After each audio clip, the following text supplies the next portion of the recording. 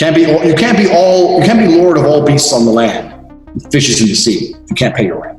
This is the thing, man. I scroll up and down on Twitter and I see people like, oh, I don't know, my basketball game. I won my basketball game. I won my jiu-jitsu competition. Even jiu-jitsu, which is bullshit. It's a watered down fight. But I'll carry on. My basketball game or whatever. All sport ever was a replacement for war. That's all it ever was. Like there was wars between tribes of people. They'd have a fight. And the people who didn't die was in charge. But then they sit there and go, you know what, instead of killing each other, let's just play this game, which is kind of like we'll play football or something, or a wrestling match. And then no one has to die to see who the winner is. So that's all competition's ever been. And fighting's the purest form of competition. So like, if once you've been a fighter, what other competition matters? Like, how can I possibly have interest in putting a ball in a net when I've been smashing people's skulls in for 15 years? Like, who gives a fuck about putting a ball in a net? Who cares? Who cares if I win? Who cares if I put the ball in net 20 times and he puts it in 0? So I didn't whoop his ass in front of his wife. I didn't do shit. Nothing. So like, and on top of that, you add in the element that fighting is a genuine adrenaline rush because it's life or death. So then you add in the boredom element. Like, what in life is entertaining after years of professional fighting? You think I can go to the movies and be like, wow, great movie, man. That was wow. Think I can read a fucking comic book like a dork? Entertained? I make millions of dollars and I'm still bored. I'm still sitting there. I can make $100,000 a day and be like, whatever. But if I win a fight, it's different because it's life or death. I survived. When the feeling of a fight being over is like getting you all clear from cancer. Like, imagine you've got like a cancer diagnosis and you have 0% chance of survival, or 50-50. And for 3 months, 5 hours a day, you're at the doctor's doing the best you can to try and survive. And then bang, it's over. Yes, all clear. It's that level of like relief and joy. You can't replicate it with normality. There's no replication for it. So when you retire, you're just like, oh, this is why all fighters, when they retire, end up depressed or blowing their brains out or something. This is like nothing in life compares to it on any level. When you're a fighter, you raise the bar so high that you realize how shit normal life is. Shit is boring and nothing interesting ever happens. Ever. Nothing interesting happens. You eat, you see your aunt now and again. It's bullshit. It's bullshit, you know? Or like, and when I see people on Twitter like so excited about, hey, fucking Little League, whatever, you're dork. If you knew about genuine competition and genuine sport and genuine adversity and genuine life or death and genuine grit and genuine pain, if you knew about the genuine shit, you'd understand genuine joy, and you realize that everything else is just a cheap imitation. So that's why I still feel like I need to fight.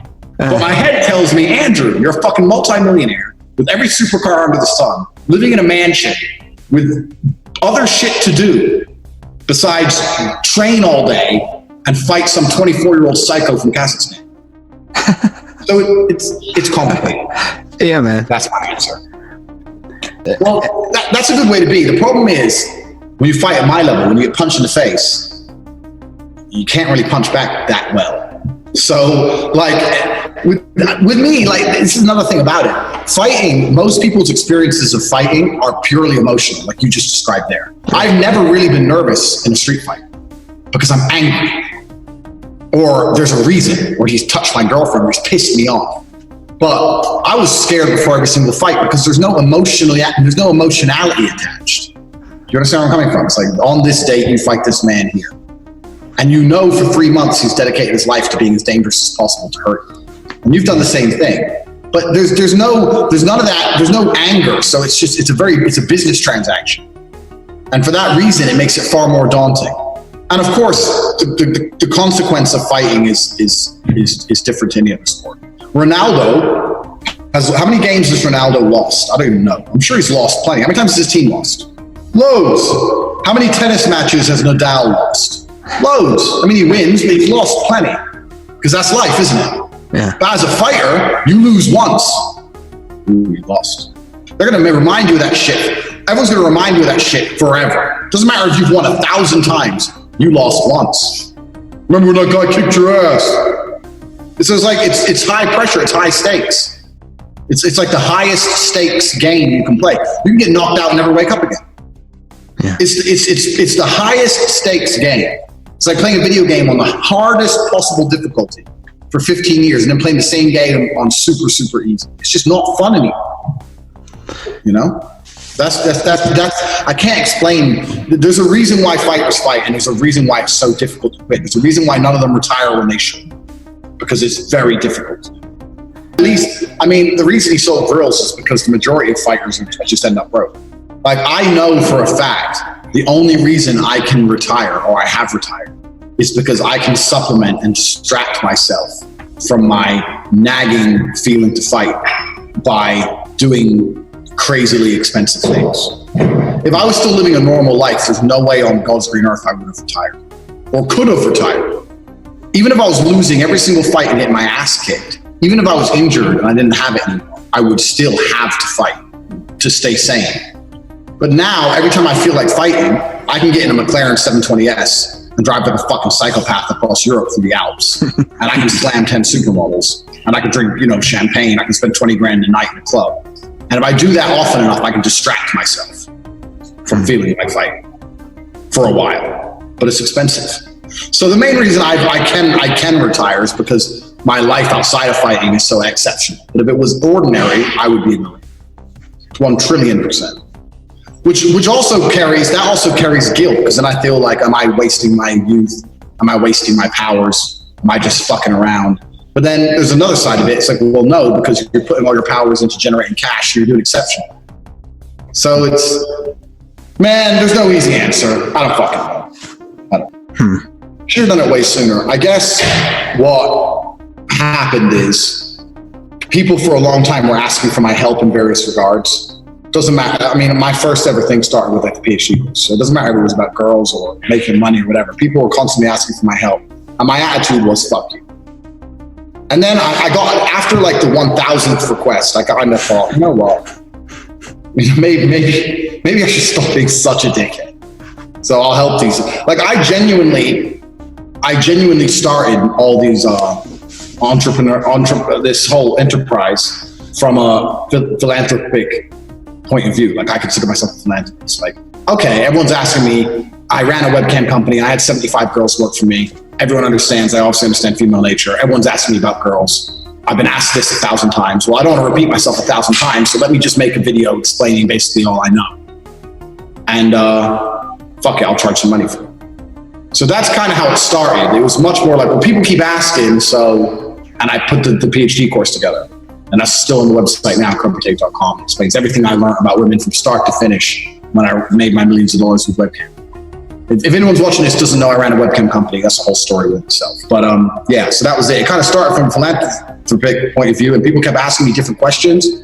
People kept asking me for different things, and I've just basically been giving people what they wanted in some regards. I mean, I'm very understanding of the fact that, and this is not bravado, this is reality. I'm very understanding of the fact that I live the stereotypical dream of most males from a shallow point of view.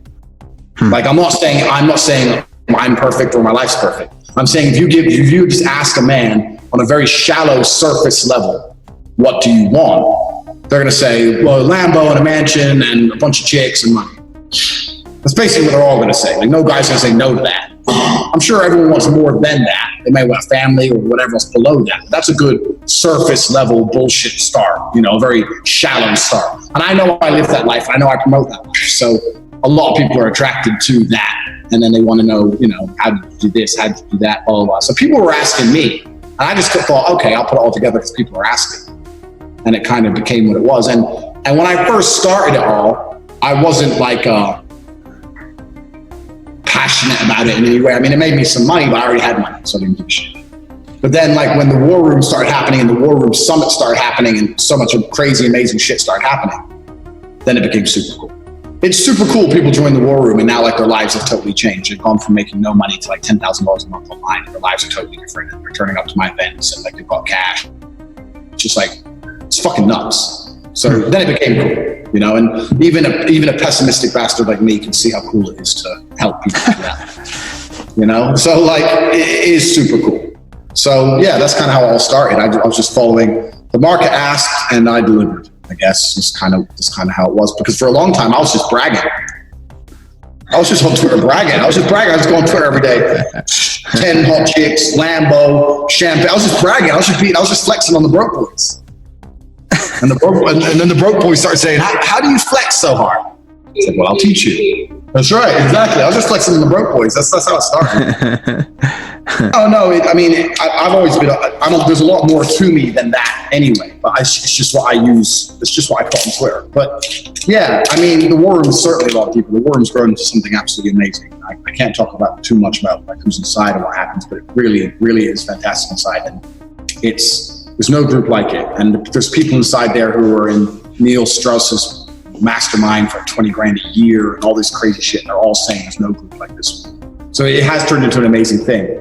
But it all just kind of started with bragging, and then as things grew, like obviously if I'm in the war room, I get my 100% my personality, so they need a lot more than that. But with Twitter, I'm very surface level, I guess sometimes. But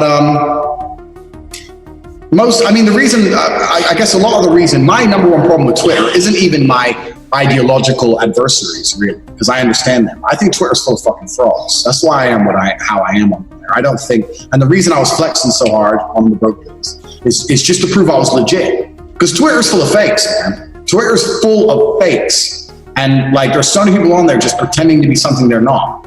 So one of the reasons I was so adamant to just show off was to show that I'm not full of shit. Because most people on Twitter, especially in the red pill manosphere day game, they are full of shit. And they're like anon accounts.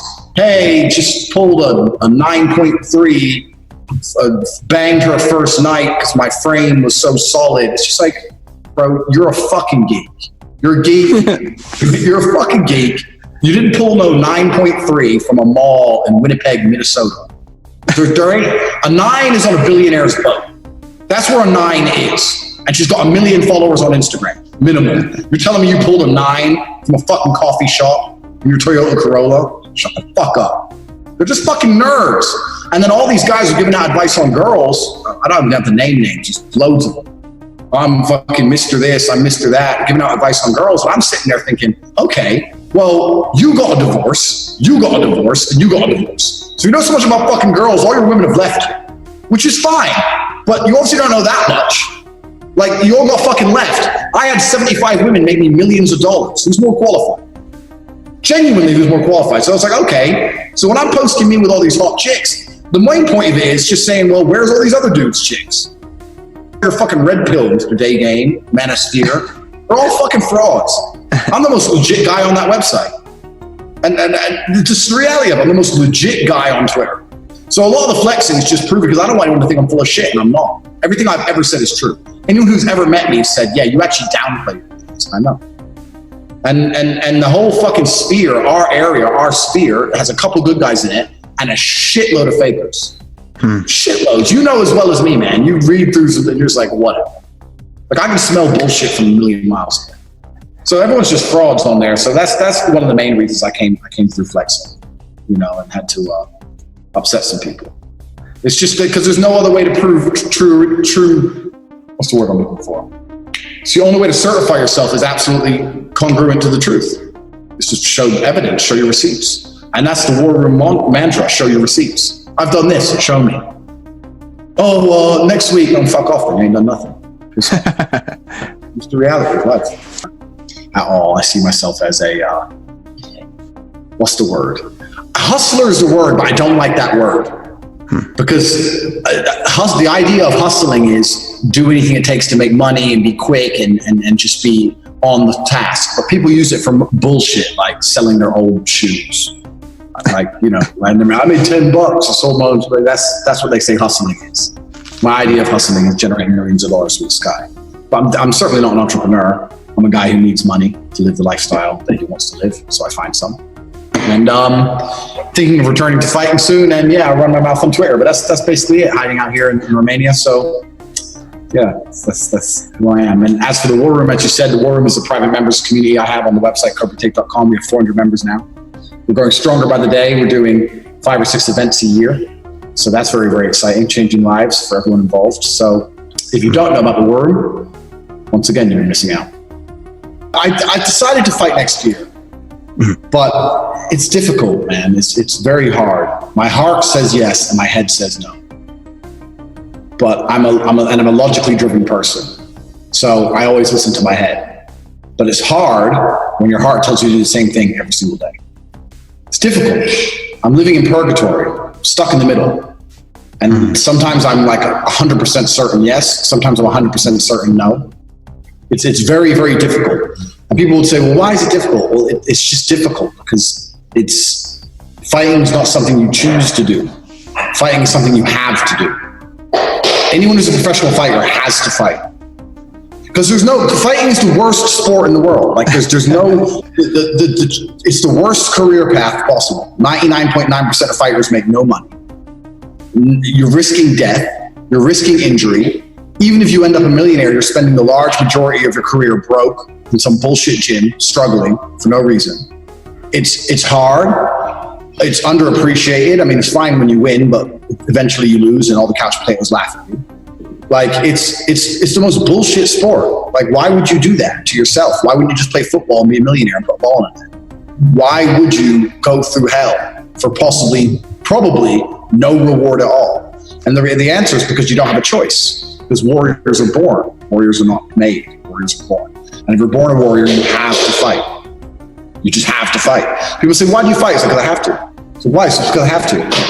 I have to. It's kind of amazing.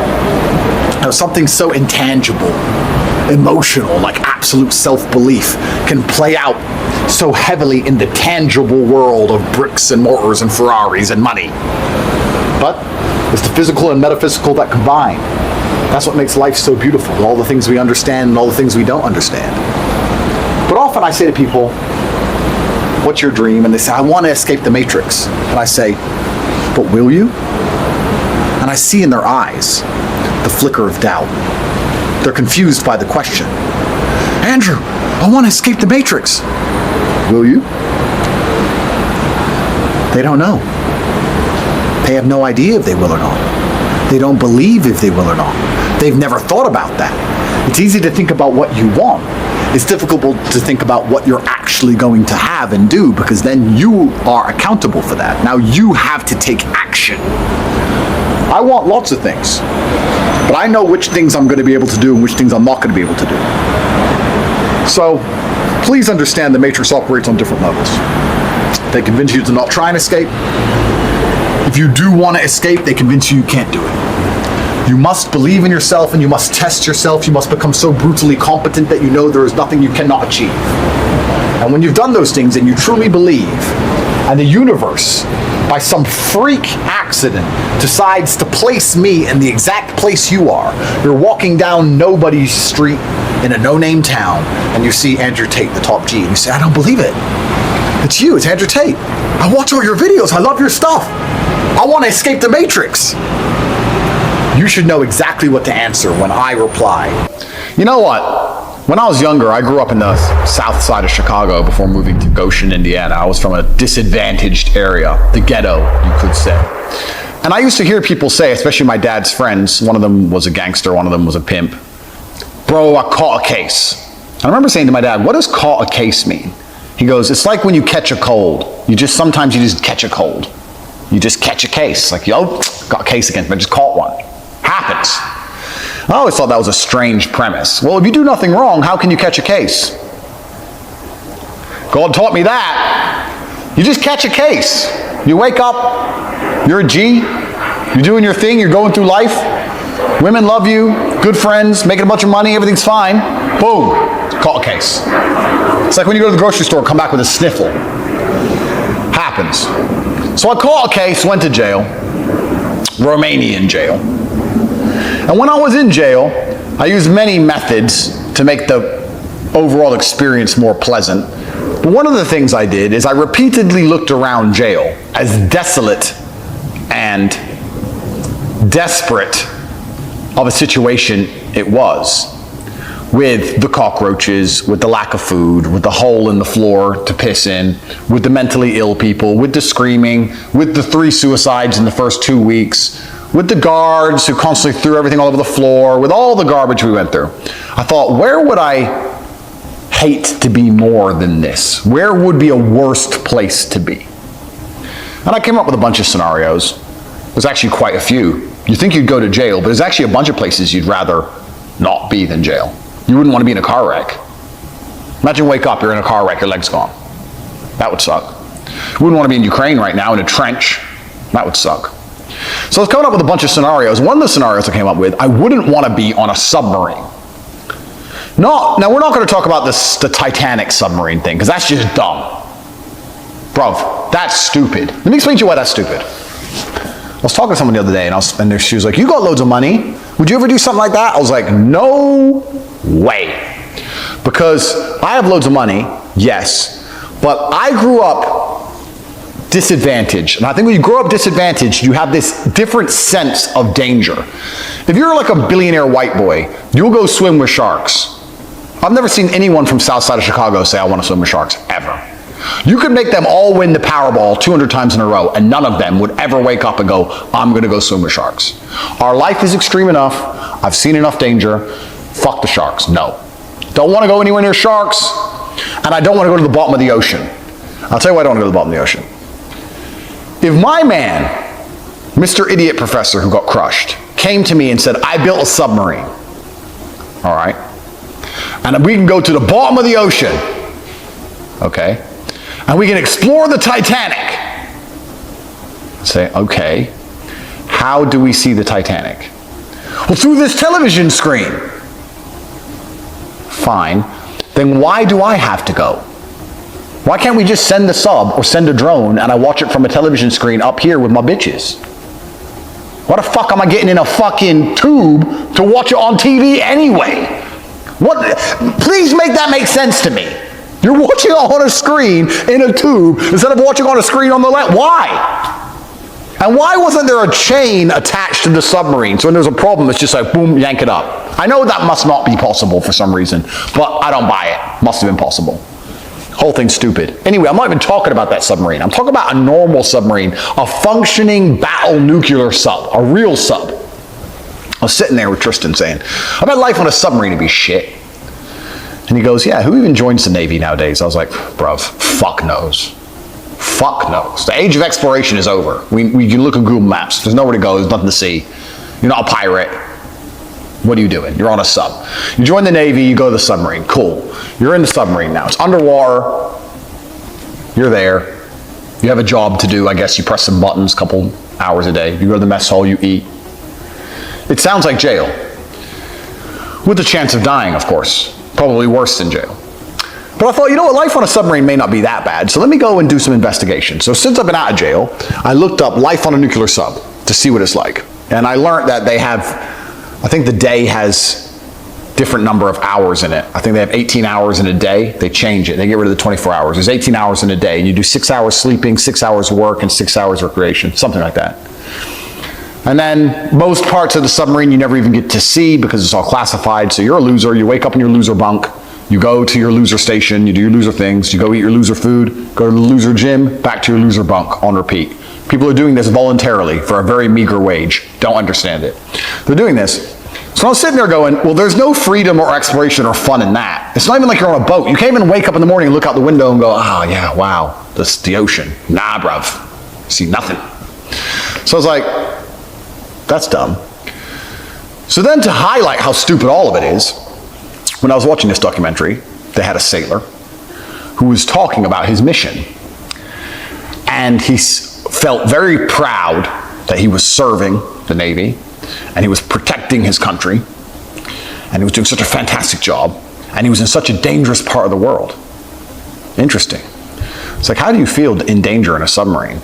But he was saying, well, it was actually during the Syrian conflict, during the Syrian civil war. I think when Russia just got interested in Syria, the West sent some subs near Syria. Who knows? And he said to me, yeah, we're in a very dangerous part of the world right now. Obviously, there's a lot of nuclear powers and a lot of other countries which have vested interest in this part of the world, so we're particularly on high alert. We're in a very dangerous area. And I was like, I wonder where he is. So I picked up a map. Literally, I paused the video, picked up a map. I looked where Syria is. I looked at like the Med. I looked around like the Egypt, Red Sea, whatever. I was like, well, I know where he is. By coincidence, like after I clicked unpause, 3 seconds later after I said he was in a dangerous area, they showed where the location of the sub was. My man was in fucking just off the coast of Croatia. I was like, gee, I've been there on a yacht with women. You're talking about a dangerous area. You had me thinking you were in the middle of a fucking nuclear war zone. The way he said we're in a dangerous area, it's a really dangerous part of the world. There's a lot of countries around right now, and there's a lot of vested interest in this area. My man was literally 200 miles off the coast of Croatia. He was literally exactly where my yacht was. And I sat and I paused. I said, Tristan, look at this shit.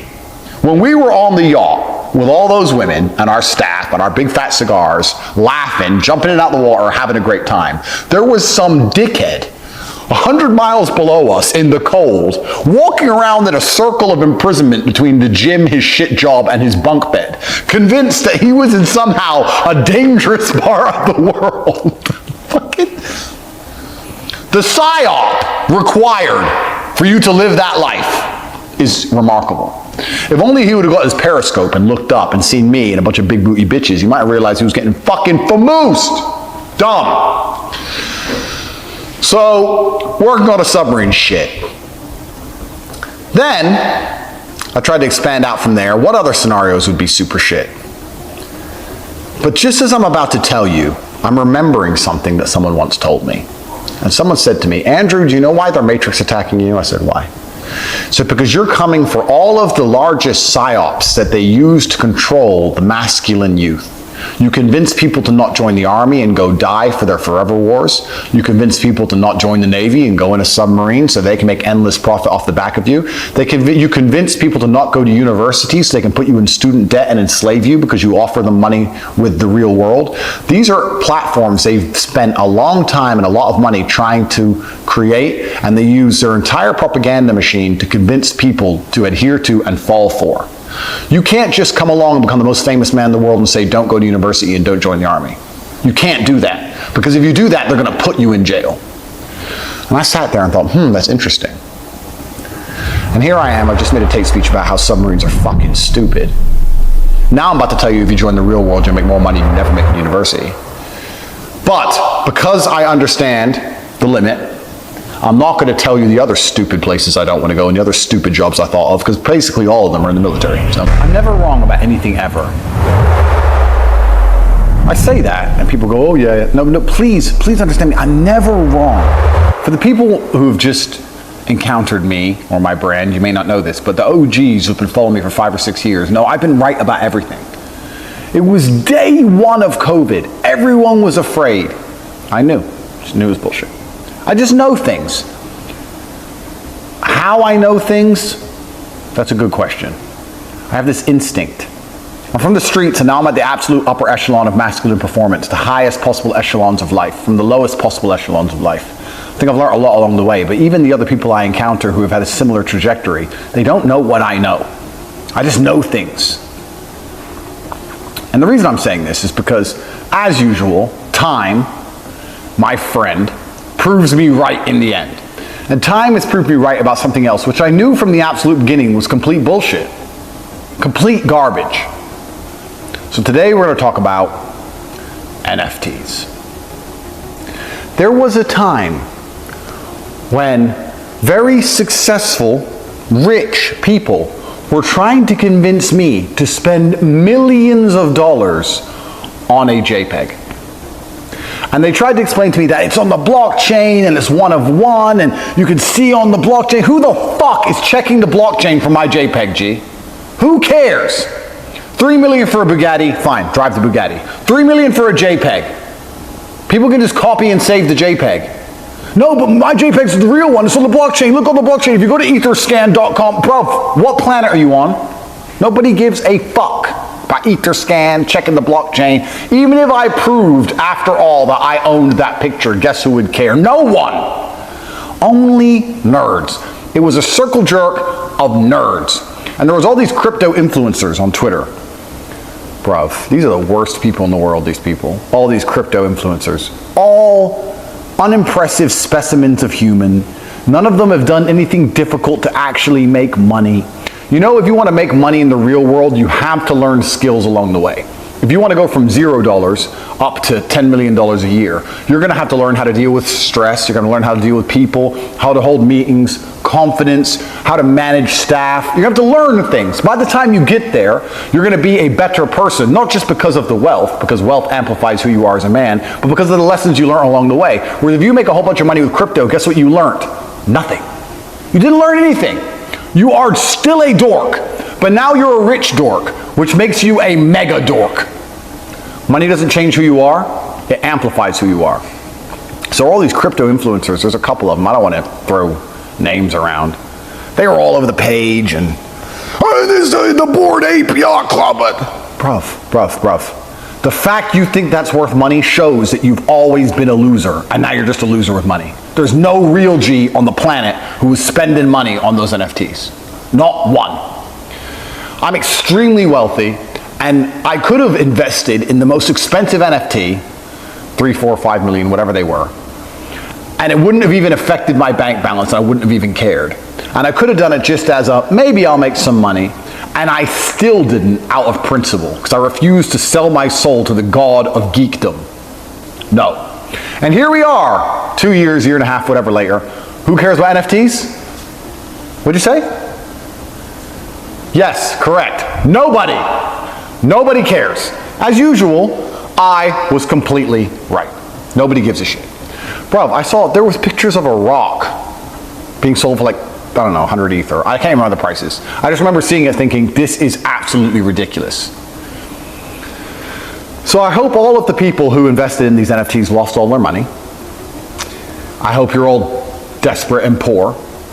The great thing about people like that losing their money is they never learn any lessons along the way. So let's go back to what I said earlier about the fact if you make money in the real world, you learn lessons which can be applied to life. So if you make it in the real world, even if you lose it all, you can make it all again, probably easier because you're a better version of yourself who knows new things. Whereas if you make it all with crypto, which is basically gambling, you get lucky. You don't know anything new. And you certainly are not in the position to go and get a real job or work hard because you've once experienced easy money. So you're not going to wake up and think, I'm going to be a hard worker, money's hard to make. I'm going to be disciplined, and I'm going to be motivated. No, you're not one of them. You just want to win another gamble. And you sit there and go, if I can just pull it off one more time, this time I won't be stupid with the money. If I can just do it this once more, I promise I won't buy NFTs. I won't buy JPEGs. I'll buy real things. I'll buy stuff that matters. I'm sorry, God, just one more time. Let me go on Etherscan or let me go and Pancake Swap and buy some shitcoin, please. Do a 200x this shitcoin, please. And they just lose everything. Everyone just loses everything. Continuously gamble to oblivion. The reason you don't stand a chance with her is because I met her first. If you had met her first, perhaps she would enslave herself to a 9-to-5 for your jokes.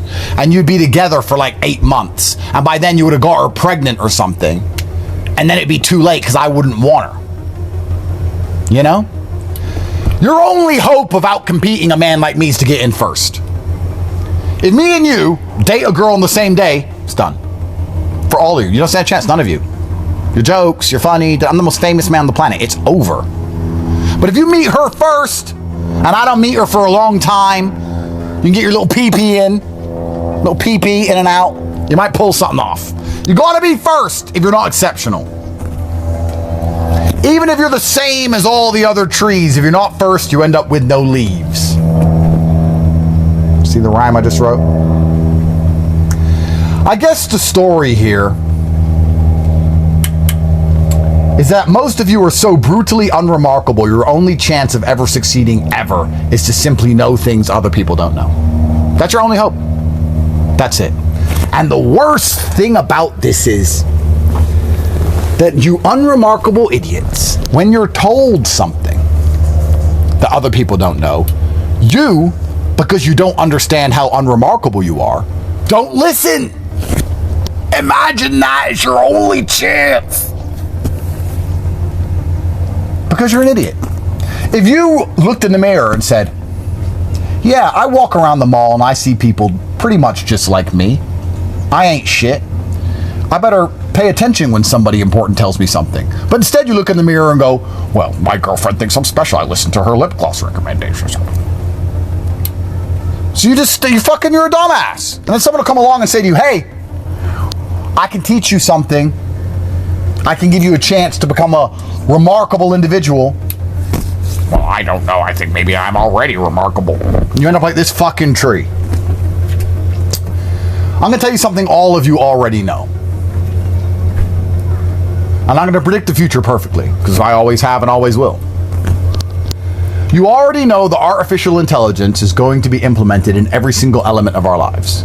You already know that. That's an accepted fact for anyone with a brain. You already know that the brightest minds on this planet, including me, perhaps the brightest mind, along with the most powerful entities and largest finance pools which exist, are dedicating monumental resource towards artificial intelligence, and their primary objective is to replace humanity, replace humans. So most of you are going to become useless. Side note, you should study what happens to useless people in history. It's really interesting. Because there's been a bunch of times in history when something changed and then you had these huge swaths of the population that had no purpose. You should look up what happened to them, because the same thing happened to all of them every single time throughout all the time periods, throughout the entire globe, no matter where they were geographically or where they were chronologically, they all ended up fucking murdered. Interesting. So you're thinking it's going to be fine. Oh, they'll just give me a pod and they'll give me my bugs and they'll let me just sit in my pod with my bugs. No, they'll get rid of you because they don't need you. And you're annoying. You have opinions. You're protesting now. I want a job. I want a job. You can have a bullet, idiot. Send the machines to get rid of you. So we're all moving towards AI. You understand this. I spoke about it on a previous emergency meeting about how AI is going to replace everything. AI will be the only business. There'll be no store without AI. There'll be no YouTube channel without AI. There'll be no crypto without AI. There will be no service without AI, no product without AI. AI is absolutely everything. So you need to learn about AI to stand any chance at all. This is somebody giving you a heads up, Mr. Average Tree. Because if you become last, once you've worked out that you need to know about these things, they're going to have no leaves. I'll be fucking your girl. Then they'll kill you. So, this logic is bulletproof. It's very easy to see. I will teach you everything I use in all of my companies about artificial intelligence for $49. 49 measly dollars. I'll teach you all you need to know. And you know, let's continue talking. Why do I do that? I've always been the kind of person who liked to objectively verify his worldviews. So, for example, if I woke up and thought I was fantastic, I needed reason to think it. I couldn't be arrogant and say, I'm fantastic. Why? I just am. God loves me, bro. Those people are losers. I'd sit and say, well, let me go kick the shit out of people and become a kickboxing world champion so I can prove I'm better than others. I'll do anything it takes to prove I'm the best. Because then I get to say I'm the best and say, objectively it's true. Here's an objective fact. Look, I am the best at this. I am the most Googled man on the planet. The numbers show it. Me. I think the reason I teach people how to make money so cost effectively for $49 is so that anyone can join. So when a poor person comes up to me, which is basically all of you, brokies, when you brokies come up to me and go, hey man, I'm a big fan. I'm like, hey, yeah. And they're like, oh, I want to be successful like you one day. I'm like, cool. Are you in Hustles University? No. So I just know you're a dickhead. I think the reason I do it is so that I have an instant dickhead filter. Are you in Hustles University? Yeah, I am. I made this much money. I made $10,000 last month. I'm actually in this campus. I can't wait to upgrade to the Champions program when I can enroll in this other campus. Cool. Are you in Hustles University? No. I want to be successful like you one day.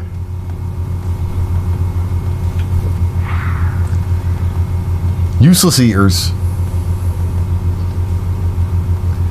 I've often questioned if I would, like when it all finally goes down and us elites, us globalists with all our money and all our houses and all our power and all our influence and all our control, we finally start shooting you.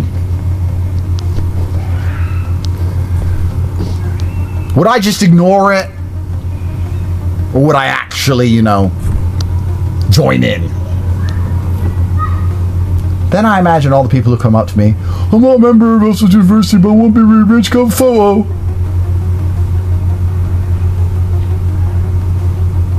Probably. I have my disguise on, my hat.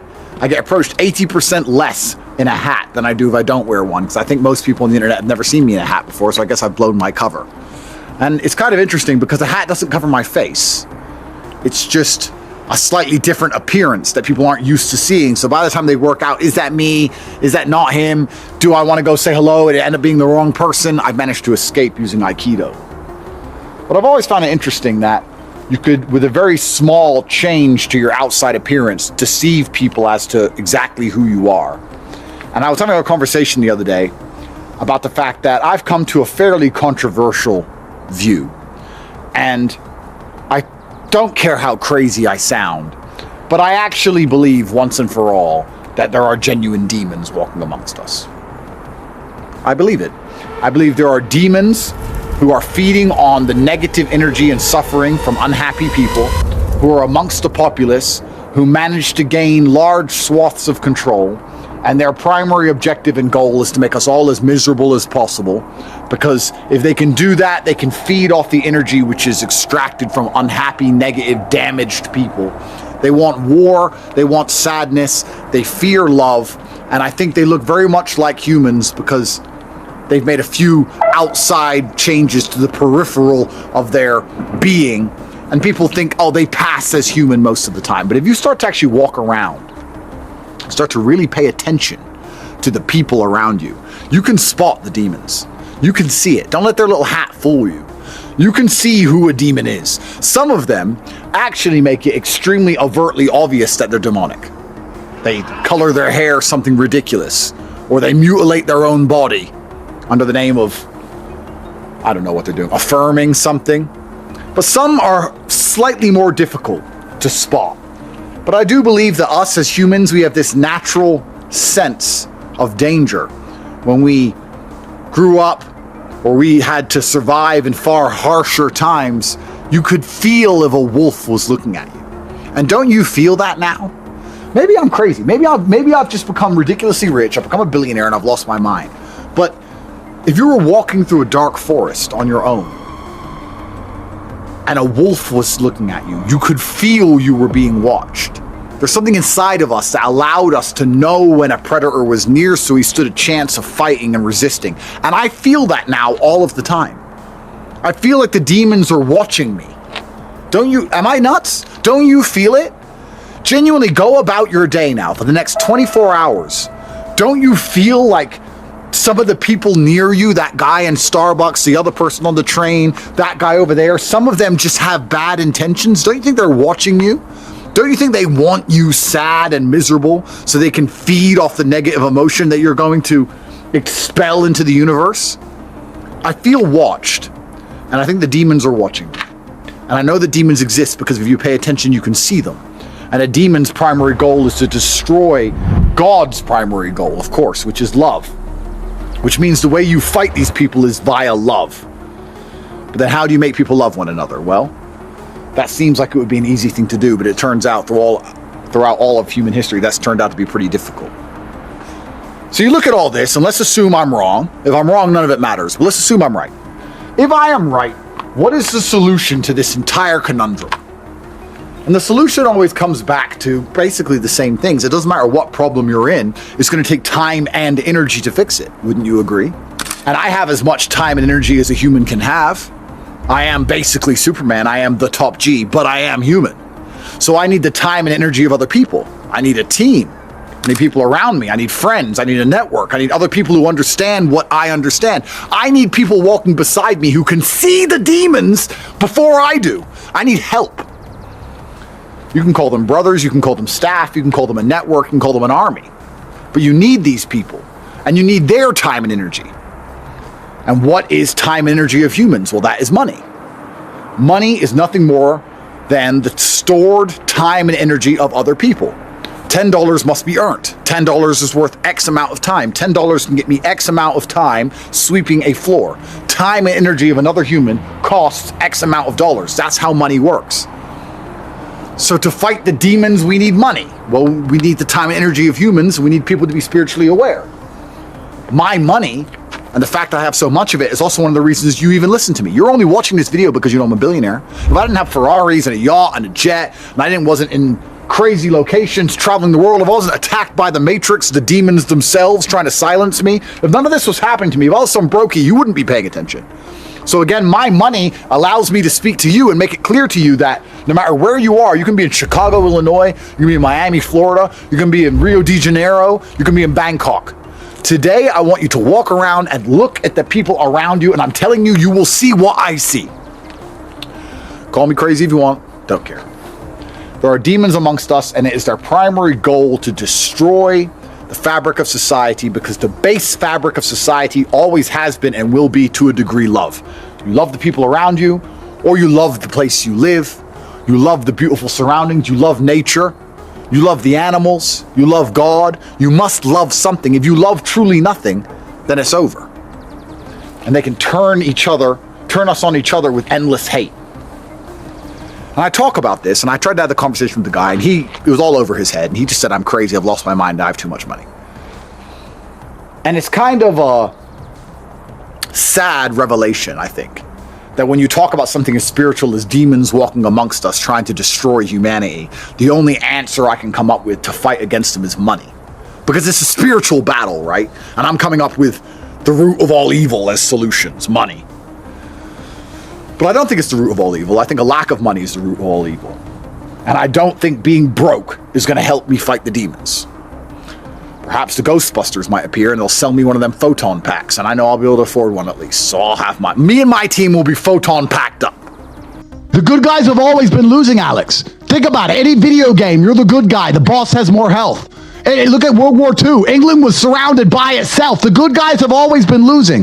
The harder they hammer somebody with a genuine warrior spirit when they know they're telling the truth. It's always been this way since the dawn of human time. It's never been the good guys have the bad guys completely outnumbered and it's an easy fight for the good guys. It just doesn't work that way. It seems to be that evil always has the advantage, but somehow good wins in the end. It's always been that way. And when you know you're on the side of truth, you have to understand that's how it's always been. You can't be a king without having people try to take your empire. It's happened to you, it's happened to me, it's happening to Trump. And every single point in human history, if you were a king and you had lands and you had an empire, there were people outside of your empire prodding the defenses and trying to find a way to attack you and chop your head off. If you're going to tell the truth and be a king with an empire, they're going to come for you. You either have to shut up and work at Starbucks to take your injections, or you can wake up and be a man and understand that war is certain, battle is certain, victory is certain if you believe in God, and there's going to be times where it's going to be rough. There's going to be temporary losses in the battle, but we can win the war. And this is how it has to be done. Absolutely, because we have genuine conviction. And that's why it's interesting. We can tie this back to something we said earlier. You just named how George Washington paid the troops, and it's so interesting. This is why they're trying to control all the money. It's kind of funny.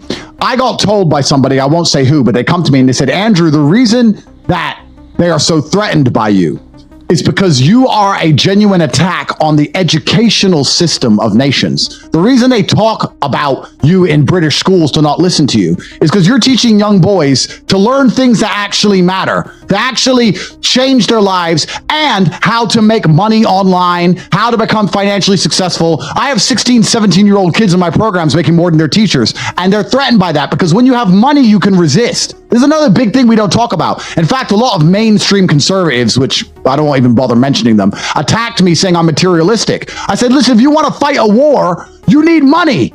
You need money to fight a war. I want all of my fans to be as rich and strong as possible because that makes them good soldiers. It's very hard to resist the vaccine if you need to go to work to pay the rent. You need money to resist these things. And that's another thing that's very important. I don't think it's mentioned often enough. That's why they're trying to control global finance and trying to restrict it so heavily.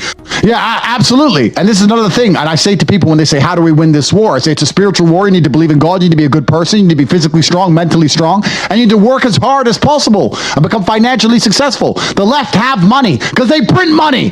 They print money. So, of course, they have money. And we talk about, I have to mention this here, some mainstream conservatives, I don't know who a lot of these people are because they're all clowns and they're bought opposition anyway, but they were attacking me for being materialistic. You just talked about how George Washington needed money to save America.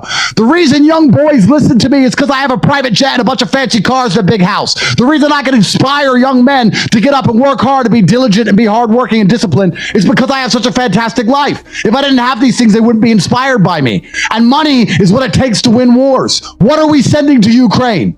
Money. We're sending money. So to sit there and say as conservatives, we shouldn't be materialistic, you're just buying into the garbage that the left want. They don't want any of us to have any kind of finance. Because when you have no finance, it's easy to bankrupt you. Listen, Alex, when I was the most Googled man in the world, do you think I weren't approached by a bunch of mainstream companies? I'm the most Googled man in the world amongst one of the most profitable demographics on the planet. Young men from 15 to 35. I was offered $30 million, $25 million, $45 million to sell my soul, to shut up about certain subjects and be sponsored by X company.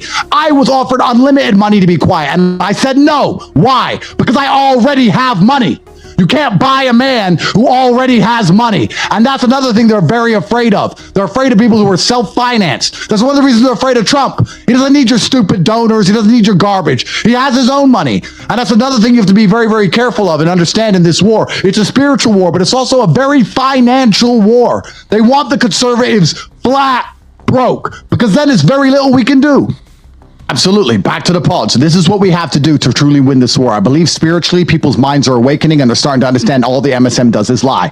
Then what we have to do is make sure that everybody who follows us genuinely feels an absolute increase in the living conditions, and they feel more positive and they feel more disciplined and hardworking, and their real life outside of the internet actually improves. And the third thing is, I believe I have a responsibility to try and make every single person who believes in me and follows me, helping them in every way possible, and one of them is financial. I think that's the way we win this war. I think that when all of the capital is owned by people who are sensible, then it's going to be a lot harder for them to enslave us. And unfortunately right now, the capital is owned by people who are only interested in control. And when you want to control people, you have to remove their sensibilities.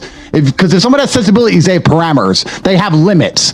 If you don't want people with limits, if you're in charge of the world and you want to control everybody, you want to remove their sensibility so they have no limit, so you can tell them some absolute garbage. You can tell them to put a mask on and stay in their house and be afraid of the common cold. That's what you want. So we need to make sure the people with sensibilities are as well funded as possible, are as physically strong as possible, and are as spiritually strong as possible, and are brave. And that's why people like Trump and I and you, we have a duty to God to live by example, to show that you can approach these situations with bravery. You have to be a man about all of this. Otherwise, you may as well just go get in the pod and pray they don't kill you. I believe the people who are in charge of the world are genuinely in charge of the entire world. I believe they set up structures to allow one populace to benefit off the exploitation of another populace. I believe that the populace which is exploited is usually the most ignorant one. And I think that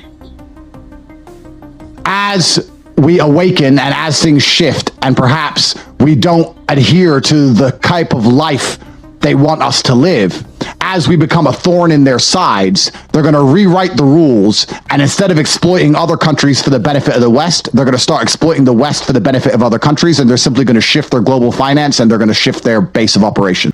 They want us to live. As we become a thorn in their sides, they're going to rewrite the rules, and instead of exploiting other countries for the benefit of the West, they're going to start exploiting the West for the benefit of other countries, and they're simply going to shift their global finance, and they're going to shift their base of operations. Totally agree. Reverse colonialism.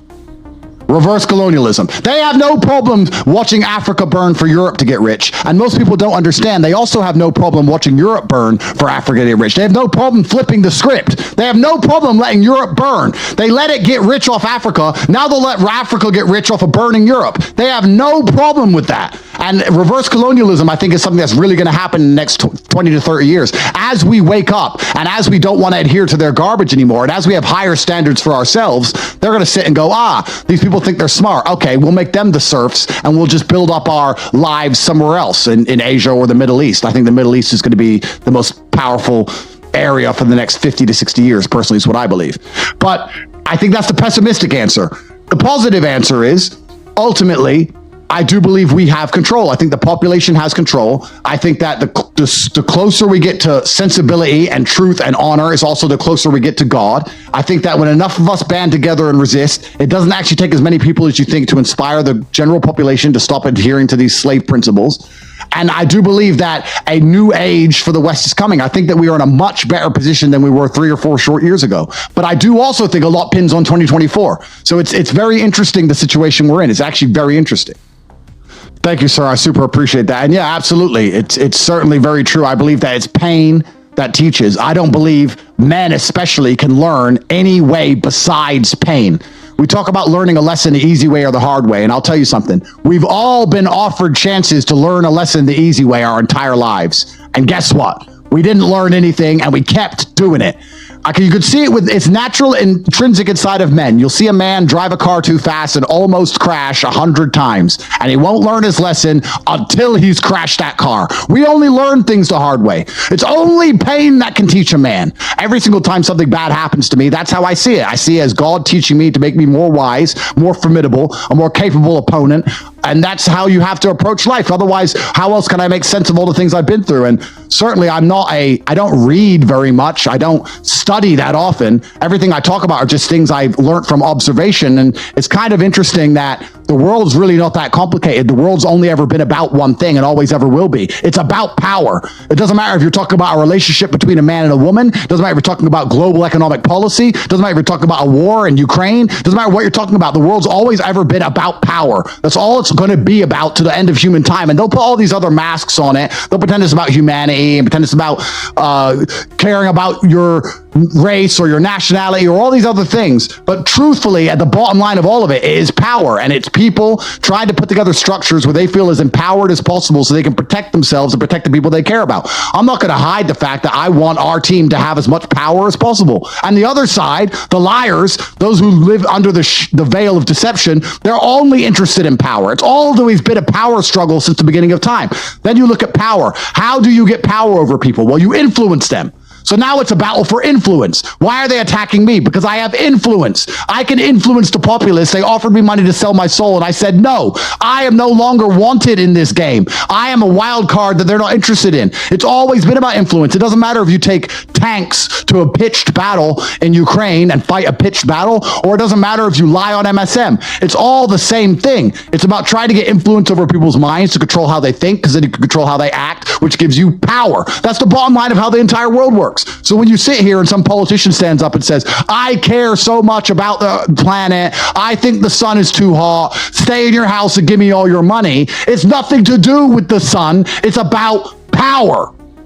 They're useful. Well, they're at war against us. What is the primary objective of war? The primary objective of war is to destroy your enemy's capability to resist. That's the only objective. What is war? I must destroy my enemy's capability to resist. It doesn't matter if you do that with a Tomahawk missile. It doesn't matter if you do that with the stroke of a pen and a law. It doesn't matter if you do that with a mainstream media propaganda machine. By destroying your opponent's enemy to resist, your capability to resist, that is how you win a war. So when they're trying to make us depressed and weak and stupid and ignorant and fearful, they are destroying our capability to resist. They are at war against us. They don't need to shoot us with guns.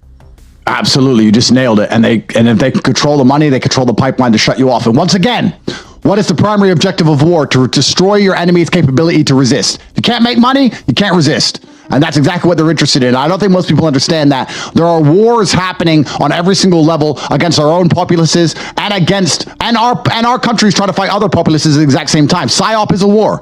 PSYOP is a war. Laws being passed that prevent you from living a full life is a war. It doesn't matter if it's a bullet or a stroke of a pen. If they destroy your capability to resist, then you are being defeated in a war. That's all war ever is, and life is war. We are fighting a war right now, and there's a war against our minds. They don't want anybody to be rich and brave. Those two things, rich, brave, opinionated. If you're those three things, you're a target for the system. And I really hope when people watch me, what I truly hope is, because we all live different lives and we have different life paths. And I think that the truth is always somewhere in the middle. I'm not saying I'm 100% correct. And I'm not, I do believe my enemies are 100% wrong. However, The truth is always going to be somewhere in the middle, and I like hearing different opinions. I love hearing people who disagree with me, who agree with me, with a slightly different caveat, with other points to add. I think my primary objective is to inspire people to stand up and speak and be unapologetic in what they believe, and to make sure they work hard enough in life and go through enough pain so they've learned enough lessons so their opinions are not just waffle, but they're based on real world experiences. And I really hope everyone at home watching this feels better afterwards and understands that we only live once. And on your deathbed, you're going to regret all the things you did not say. I don't think you're going to regret the things you said nearly as much as you're going to regret the things you did not say. And you're also going to regret all the times you did not take the brave choice. If you're not sure what to do, you should take the brave option. And I think on your deathbed, you'll always be glad you were brave. And I have that peace in my heart, even when they throw me in a Romanian jail, that I know I always took the brave choice. I never took the coward's way out. I never took the easy way out, because that hurts your soul. And you're not just a person, you're also a spiritual being, and you need to do things which benefit your spirit. And it's amazing what a spirit of fire and genuine capability gives you. It's something which is tangible. It can be seen, it can be felt, it can be heard. And that's all comes from doing the brave thing. So I think that I hope everybody at home feels energized. I hope they make the brave choice. I hope they believe what they say and say what they believe. And I hope they stand up for themselves. And I think that alone, along with belief in God, is enough to fix many of the problems we're discussing in society today. I will say that it's also a fantastic metaphor for life. I don't think war ever ends. It just changes. It just moves. And if you're a man and you're going through something in your life, you think, everything will be fine once this is over. You'll learn that the war has ended in one place and it started again somewhere else, and that war never ends, and we're in a constant state of war. I sit around with my brother and we talk about, man, when this is over and we finally beat this case, we're going to be so happy. But I think there'll be a new war. I think there'll be a new case, or a new problem, or a new difficulty, or a new struggle, or new pain. This is never going to end. So war never ends. It just shifts and just moves. And I think, unfortunately, as Afghanistan ended, somewhere had to be chosen. And it's not necessarily about what's right or what's wrong or what's just. It's just about the fact that it's a very unfortunate reality of this world that sometimes people just die and they don't even really know why. And that's what's happening in Ukraine. That it's a very unfortunate reality of this world that sometimes people just die and they don't even really know why. And that's what's happening in Ukraine. I have the best brother on the planet. And he's the best brother on the planet because we are a team, and we are a truly unbreakable team. And we've always been a team. I can't imagine there's never been a point in our lives we were not a team. We've been a team since the absolute beginning. And 2 brothers are worth 10 men. 2 brothers are worth 10 friends. And that's just how we are as men, and we approach everything together. He has said to me repeatedly, they better not put you in jail without me. Brother was being strong at all times. And that gives you an incredible source of strength. Like, I knew he was being a man, and he knew I was being a man. And it's amazing what groupthink can do. We talked about how destructive it can be in regards to how it can destroy civilization. But the reverse is even more powerful.